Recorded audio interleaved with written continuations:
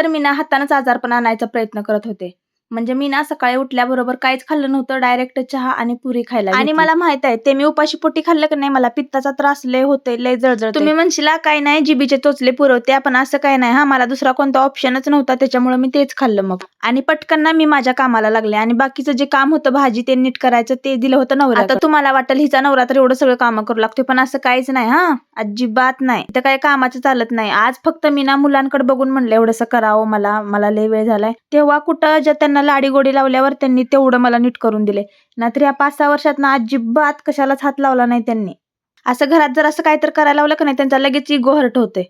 पण कधीतरी ना नवऱ्यांनी पण बायकांचं ऐकलं पाहिजे, कारण प्रेमानं सांगितलेलं असतंय त्यांना पण जरासं बरं वाटतंय. हो का नाही बायकांनो? बरोबर बोलले ना मी? कॉमेंटमध्ये मला नक्की सांगा काय मी बरोबर बोलली का नाही. सकाळी थोडंसं असं तसं खाल्लं होतं, मग इव्हिनिंगला म्हणलं चला थोडंसं चांगलं आणि पौष्टिक खाऊ. त्याच्यामुळं काकडी कट केली आणि हळद मीठ टाकून चटणी टाकून खाऊन घेतली.